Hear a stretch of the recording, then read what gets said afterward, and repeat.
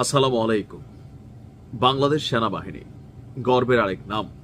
তবে প্রত্যেকটা জায়গার মধ্যেই সামান্য ছোটখাটো ভুল ত্রুটি থাকে, কারণ মানুষ ভুলের ঊর্ধ্বে না।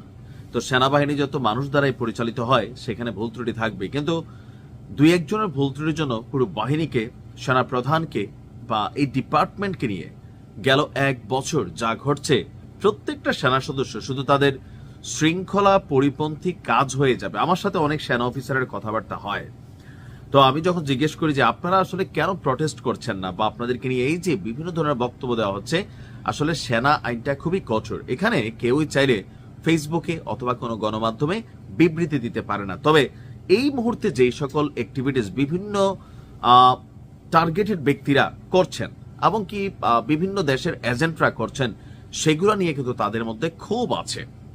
আর বিশেষ করে যখন ওই ব্যক্তিরা একটা বক্তব্য মন্তব্য দেওয়ার পরে তাদের বিরুদ্ধে কোনো ব্যবস্থা গ্রহণ করে না সরকার, তো বোঝাই যায় যে এ ব্যাপারে আসলে ব্যাকগ্রাউন্ডে কি চলছে।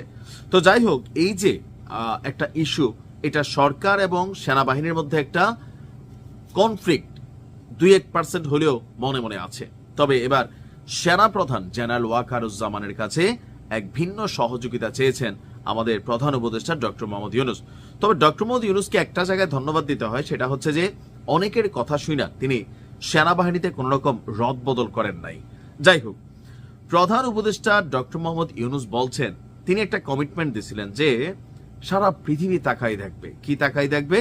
যে ডক্টর মোহাম্মদ ইউনূসের নেতৃত্বে এই যে ইন্টারিম আছে, তারা এমন এক নির্বাচন দিবে যেটা সারা পৃথিবীর জন্য দৃষ্টান্ত হয়ে থাকবে। এখন বলার সময় তো বইলা দিচ্ছেন, বাট পরিস্থিতি তো বিগড়ে যাচ্ছে।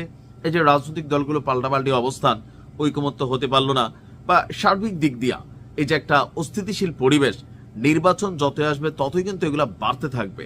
সো কিছুটা স্ট্রেস তো তিনি নিচ্ছেন।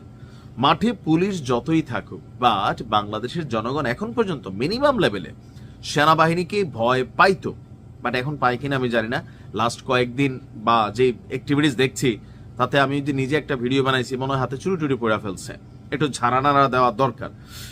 তো প্রধান উপদেষ্টা বলছেন যে আসন্ন জাতীয় নির্বাচন শান্তিপূর্ণ, উৎসব মুখর এবং আনন্দময় করে তুলতে সেনাবাহিনীর সাহায্য প্রয়োজন।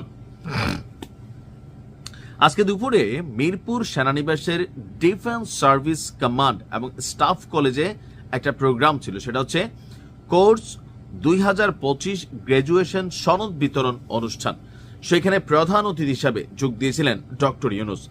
অনুষ্ঠানে বাংলাদেশ সহ 24টি দেশের সামরিক বাহিনীর তরুণ অফিসারদের মধ্যে সনদ তুলে দেন প্রধান উপদেষ্টা।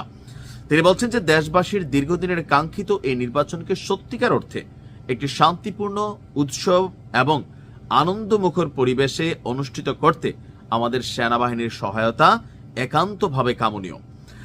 আর তিনি বলছেন যে সেনাবাহিনী সঠিক সময়ে সঠিক সিদ্ধান্ত নিয়েছিল জুলাই গণঅভ্যুত্থানে, এই কারণে তিনি তাদের প্রশংসাও করেছেন।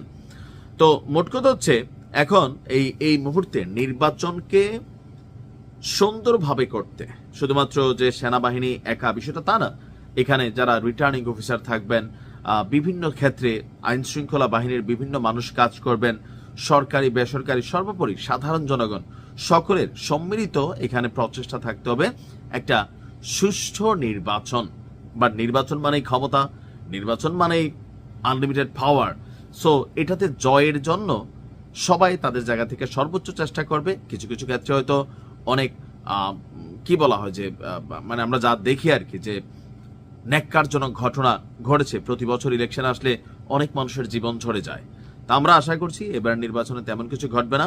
সেনাবাহিনী মাঠে থাকবে, তবে একটু গাটা ঝাড়া দিয়া থাকতে হবে, কারণ নয়তো ওই যে বক্কর টুরা আছে না, আইসা যেই ভাষায় কথা বলে, নির্বাচনের আগে একটু টাইট দিয়ে দেখাই দিতে হবে যে সেনাবাহিনীকে নিয়ে কোনো ফালতু কথাবার্তা বললে গাল চাপার দাঁত যে কখন পইড়া রাখে রাস্তায় টের পাওয়া যায় না। এরকম দিয়ে একটা এক্সাম্পল ক্রিয়েট করতে হবে। ভালো থাকো।